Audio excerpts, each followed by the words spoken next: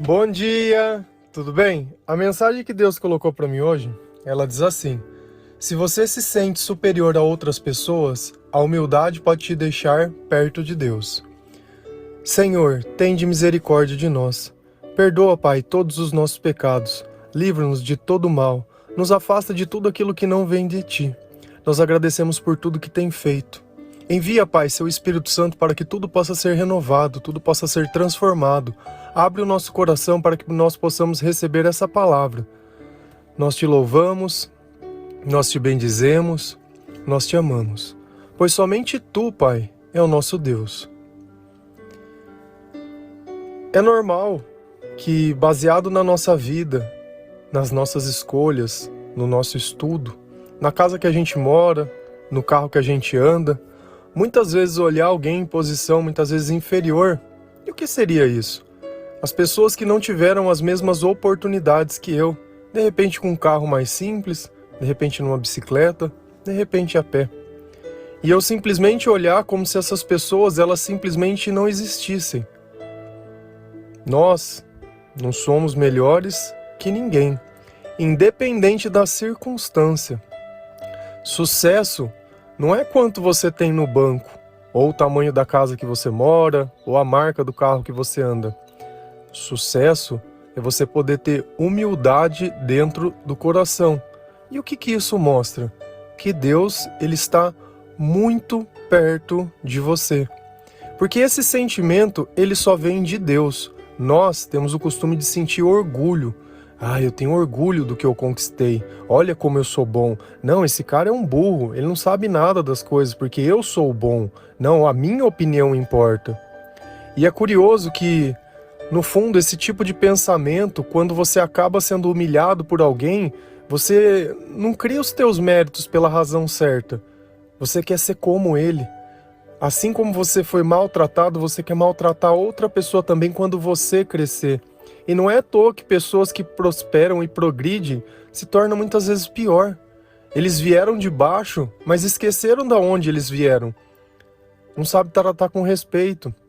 Só que no reino de Deus, nada disso tem importância e nada disso tem valor. Como diz na palavra de Deus, não ajuntei tesouros na terra, onde a traça corrói e a ferrugem, mas ajuntei tesouros no céu, onde nem os ladrões podem roubar. Só que é curioso que a gente precisa notar algumas coisas. A gente sempre fala sobre tribulação, sobre dificuldade, sobre as pessoas começarem um negócio e depois elas acabarem perdendo tudo. Se a gente olhar lá em Provérbios 18, versículo 12, tem um ensinamento muito importante. Ele diz assim: antes da sua queda, o coração do homem se envaidece, mas a humildade antecede a honra. Deus vai honrar os humildes, isso é fato. Tanto que no Sermão da Montanha ele coloca os humildes para receberem parte nisso. Agora, envaidece? O que é vaidade? Não é esse sentimento de eu ser maior que os outros, melhor que os outros. Então toda vez que eu começo a sentir esse tipo de coisa, qual é a forma que o Deus ele reage na vida dessas pessoas para ensinar que todo joelho se dobrará e toda língua confessará que Jesus é o Senhor? Ele derruba. Quem derrubou foi Deus ou foi a vaidade da pessoa? Se a gente notar, se a gente parar para pensar que foi Deus, eu preciso discordar. Vamos usar um simples pensamento e é muito simples de se entender. Quando eu faço aquilo que Deus espera, quem está comigo? Espírito Santo. Tranquilo? Então é sinal que eu estou tendo obediência com a palavra. Ainda que eu caia, eu me levanto pelos valores que Cristo nos deixou. Eu vivo a minha vida pautada nos ensinamentos de Jesus. E vaidade não é ensinamento de Jesus. É ensinamento de quem? É sentimento de quem? É sentimento do mal.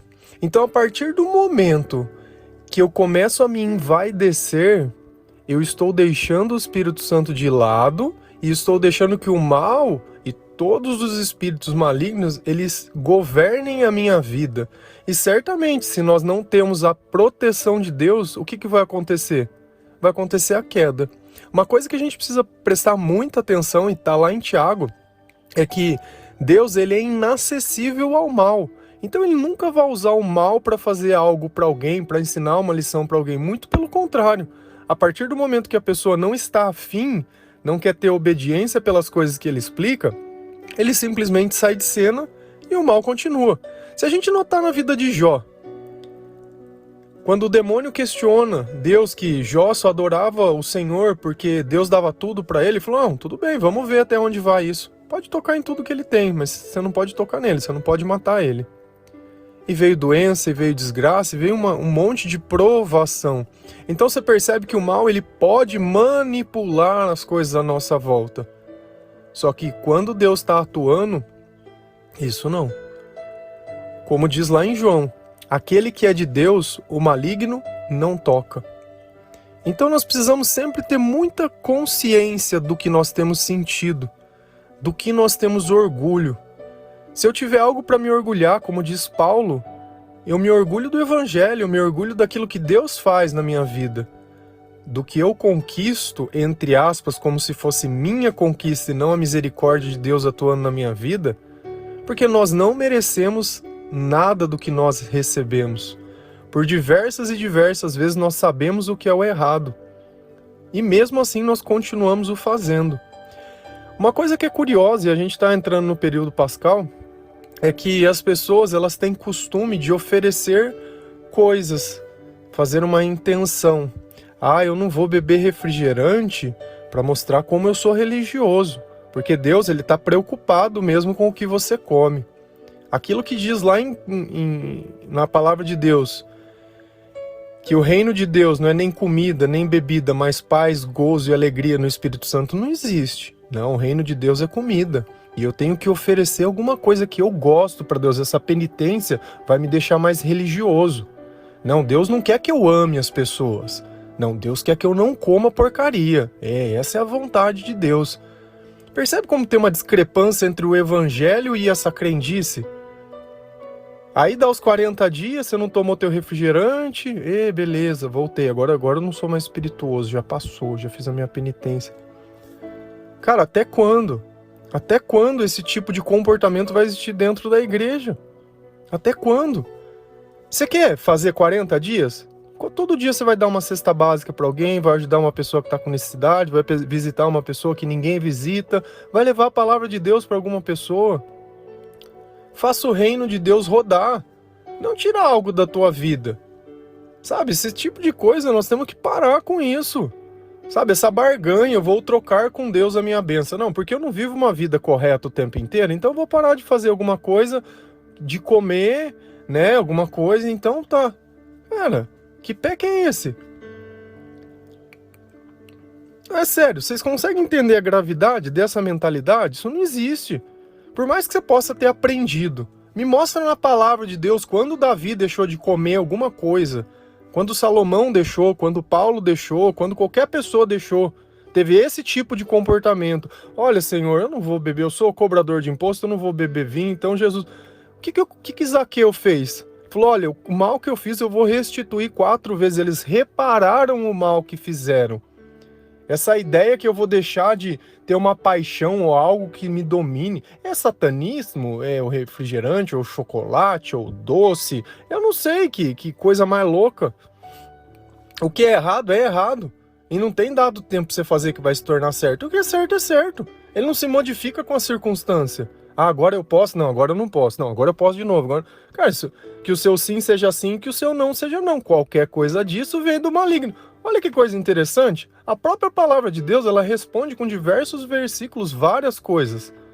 Se a gente olha lá em Romanos 12, versículo 3, a palavra ela diz assim: por isso, pela graça que me foi dada, digo a todos vocês, ninguém tenha de si mesmo um conceito mais elevado do que deve ter, mas ao contrário, tenha um conceito equilibrado, de acordo com a medida de fé que Deus lhe concedeu. Conceito elevado. O que é isso? Olha, eu tenho que me manter em equilíbrio. Eu não vou me sentir maior, mas também não vou me sentir melhor. Igualdade. A igualdade, ela tem que existir, porque perante a Deus nós somos todos iguais. E isso não quer dizer que nós teremos todas as coisas iguais. Tem uma grande diferença do que Deus nos vê, da forma que Ele nos trata, e o que cada um conquista junto com Deus. Porque tem gente que não quer. Como que você prega igualdade, sendo que na hora de fazer você não faz com amor? Você quer o que o outro tem, mas na hora de fazer faz como se não fizesse para ninguém? Só quer receber? Só quer estar lá na janelinha dando tchau? Só quer estar junto? Só quer reclamar? Cara, isso não existe. Todas as pessoas que Deus escolheu, elas estavam trabalhando. Se você notar, a maioria era o quê? Pastor. Pode olhar, sempre estavam trabalhando quando Deus os chamou. Eles tinham comprometimento, eles tinham uma responsabilidade, eles tinham uma obrigação. E não é à toa que o 7º dia, o dia do descanso, ele é necessário, porque durante 6 dias eles trabalharam. Durante 6 dias eles fizeram alguma coisa e merecem um dia de descanso. Eles não ficaram 6 dias sem fazer nada, não ficaram 6 dias em dúvida, 6 dias reclamando. Cara, eu acho tão bonito a resiliência que o brasileiro tem de, mediante a tanta barbaridade que aconteceu, poxa, eu vou vender um bolo, eu vou fazer um negócio, eu vou dar um jeito. Sabe, não simplesmente cruzou os braços. Muitos procuraram uma solução, de repente coisas que não sabiam aprenderam, de repente aprenderam coisas que nem sabiam, que se não tivesse sido isso, não teriam descoberto um dom. E assim a nossa vida vai crescendo de dificuldade em dificuldade. Mas nós não podemos abrir mão dos nossos valores. Nós não podemos achar que pelo fato de eu estar fazendo um serviço mais simples, eu não sou digno. Eu não posso olhar alguém. É o que eu falo, eu não consigo olhar um juiz, um padre, um delegado, um promotor, um médico, e seja lá o que for, presidente da república, e seja lá quem for, o papa, como maior ou melhor que eu. Eu não consigo. E vocês também têm que olhar desse jeito. Não tem que babar ovo para ninguém.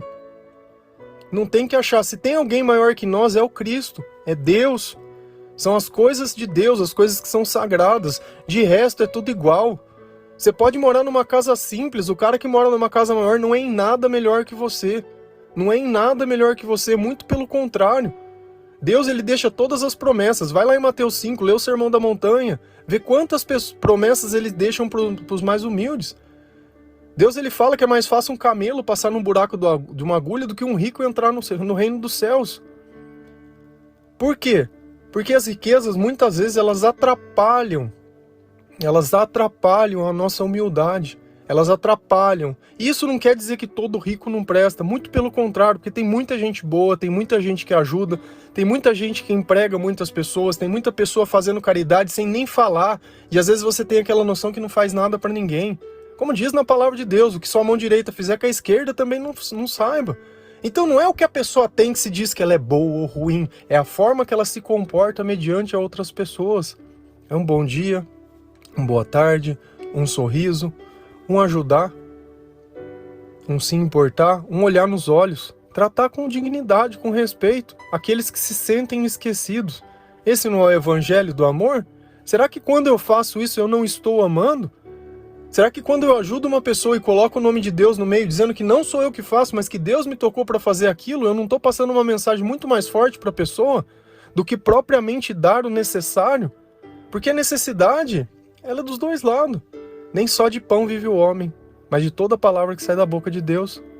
Nem só de pão. Cara, eu vou falando para vocês e as coisas vêm vindo na minha cabeça. São versículos e versículos e versículos, porque para cada questionamento que a gente faz, existe uma resposta para Deus. Mas para você conhecer essas respostas, você precisa conversar com Ele. Nossa, mas como eu converso com Deus? Leia a Bíblia. Leia a Bíblia.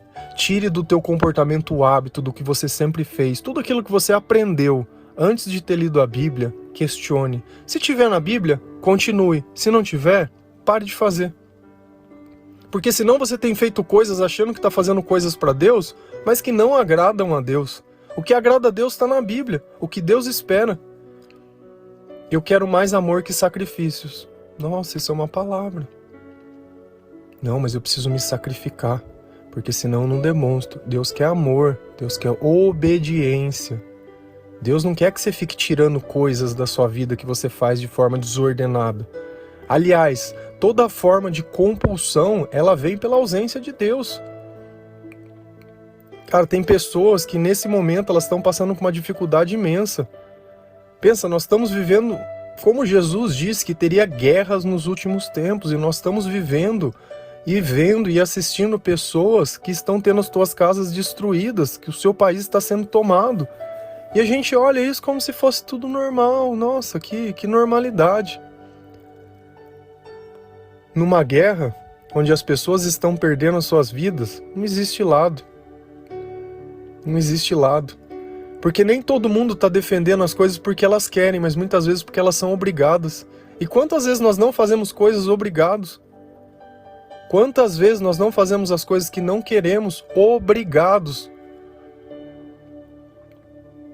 Nós temos que tomar um pouco mais de noção e cuidar um pouco melhor daquilo que já é nosso para não acontecer. Para não acontecer.